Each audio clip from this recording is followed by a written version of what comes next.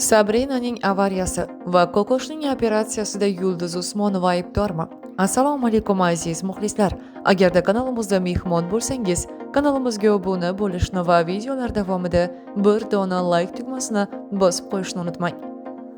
Yaqin bir oy va 2 oy ichida Sabrina ismli qiz Ozoda Nursaidovaning klipiga suratga tushaman deya avariya bo'lgan edi.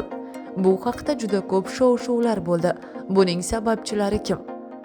Avariya mobaynida bo'lgan voqealarni bizga Jasmina Trans barchasini to'liq holatida aytib berdi.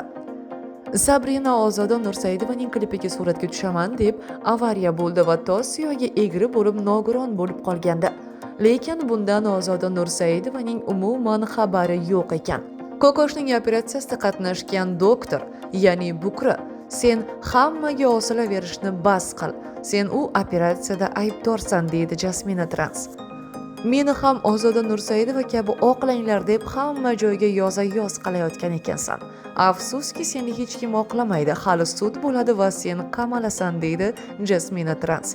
Bundan tashqari, operatsiyadan so'ng bir necha boshqa bemorlar ham o'sha shifokorning ishi tufayli hozirgi kunda nogiron bo'lib qolish arafasida ekan.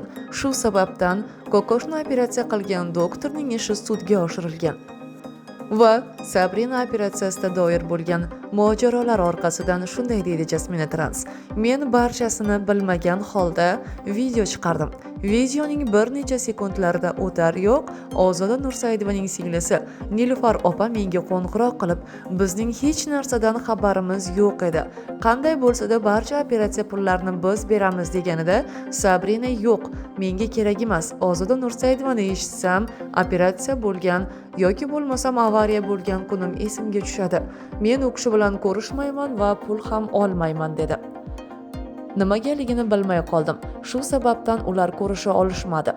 Lekin o'sha daqiqagacha Sabrina aeroportga borishi yoki bo'lmasam Turkiyaga uchib ketish haqidagi ma'lumotlarga ega bo'lmagan holda Nilufar opa uni aeroportda ertaga kech kutib, o'sha kunning o'zida yo'q qo'liga $3000 pul berdi. Va ular kelishdi va operatsiyalarni o'tkazishdi. Ozoda opa bu operatsiyada yoki bo'lmasam avariyada umuman aybi yo'q edi. Lekin aybi bo'lmasa-da Ozoda opa barcha xarajatlarni ko'tardi va Sabrinaning oyoqqa turishi uchun qo'lidan kelgan barcha ishni qildi.